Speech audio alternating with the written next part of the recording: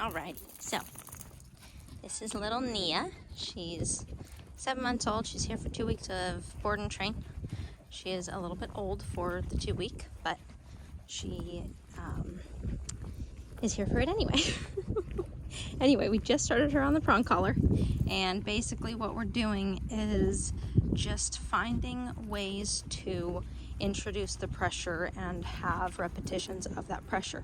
So even her moving forward, when she heard that lizard in the bush right now, anytime that she perks her ears up or anytime that she moves ahead, I'm just putting slight pressure backwards, super gentle. Good girl. And also slowing my body to give her some directional guidance. As soon as she looks up at me and slows with me and does the correct thing, I'm going to tell her, good girl, you can even deliver a treat. The thing is if you are going to use treats, which I don't really have enough hands right now to do that, you want to watch the excitement level, because you don't want too much excitement, because it'll start getting in the way of what you're having to do, and then you're going to have to correct them. So when we first start, unless, oh my gosh, there's the tiniest little lizard right there, getting distracted,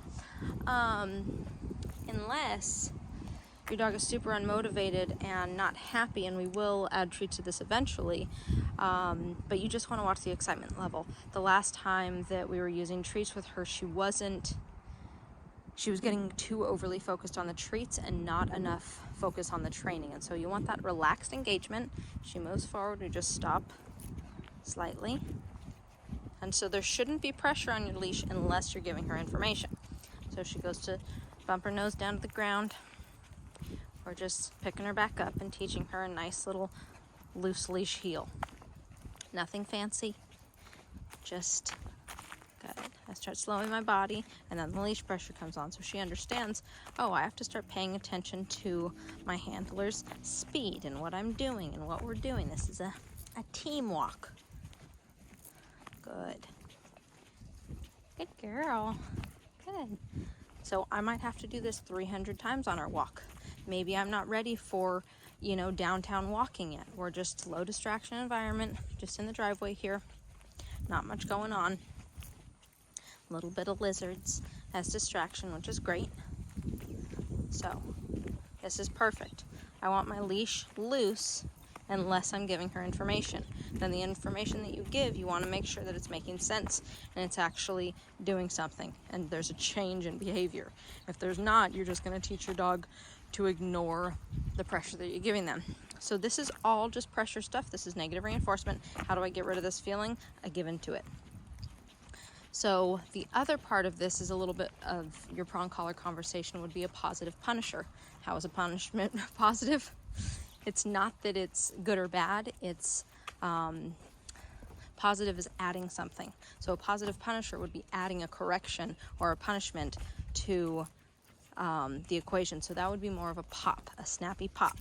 That's more of a pop. It's a quick snap and release. Your leash has to be loose in order to have that snappiness to it. You can't be tight on your leash and then pull. That doesn't work.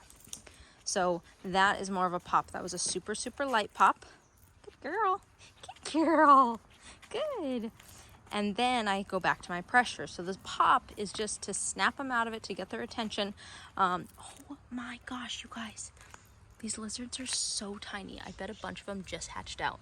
But can you see this tiny thing? Oh, geez, he's so quick. I was going to put my finger next to him. Okay, well, squirrel brain over here. He lost a tail. He's learning about life. Anyway, so don't even remember what I was saying, but a pop is just to snap them out of it and get their attention back on the task. And then these pressure communicators are just for communication. It's just asking me what to do. If I stop and I pull straight up on this leash, she should know to go into a sit. She's going to do her little spin because that's what she likes to do. I can help her out with a verbal. Good girl. If I needed to, I can say sit. Good girl. We're going to get our treats out and do 18 things at once. Good. Let's go. But see that excitement that pops in? Sometimes that's helpful. Sometimes it's not. So it depends on what level you're at and your enthusiasm level of your dog. So if she gets distracted and gets out of this little heel box, this little 1 foot box next to my heel, we're going to move her back. So I can change directions. Good girl. Good. Slow her down. She's thinking too much about the treats and not enough about what I'm doing. Good girl. Just focusing on my hand instead of me. Good girl. Yeah. I can stop. And here's another thing to point out. These dogs, so here, a little bit of pop for that excitement. Put her back into position. Sit. Good girl. No. Good. So there I popped her and she focused up on me. That's what I want more of. I want the relaxed engagement. So that's a good example of as soon as you bring those treats out, she's like, oh, treats, and starts doing all these things. And that's where you get a dog that's just trying a bunch of behaviors and doesn't have impulse control. And that can be hard out on a walk when they're super excited about other dogs or whatever it is. Their brain's just going 1,000 miles per hour. So use treats as your distraction. That's going to be your first level of distraction. Hey, if I pull these treats out, can you still pay attention? The other thing that I was going to point out is if you pull a treat out, she knows how to sit for a treat. If I walk, there's no pressure on my leash. Nia, sit. Sit. If I pull a treat out, she's going to do it. So sit. Good. So she knows how to sit for a treat. Learning the word in association with the treat is different than the negative reinforcement part of it, which is the pressure. So teaching a dog how to turn off that pressure, like leash pressure, if I'm walking along and just put this pressure on, see how she wants to jump into it instead of sitting her butt down? My timing was late on my release, but whatever. That teaching a dog pressure is a different language, good, than just a treat in your voice. So I do a lot of this stuff silently. She went to go for a leaf or a treat that she thought I dropped. Good girl. Slow her down and just have her pay attention to the leash pressure. So teaching your dog leash pressure is very different than teaching a dog how to sit with a treat. So you want to do both. That verbal sit marker has helped us through our leash pressure stuff, because when she's stuck or confused on what I'm asking her to do with the leash pressure, I can use a verbal marker or a verbal cue like sit, something that she already knows, in order to help her understand what that leash pressure means. Then you take your verbal out and then you just do the leash pressure. And all of this is in a different sequence. Trainers do this very differently. It just depends on what you are teaching your dog and what little bridges you need to bridge those gaps of learning. So this is just the way that we're doing it today. Good girl. Good.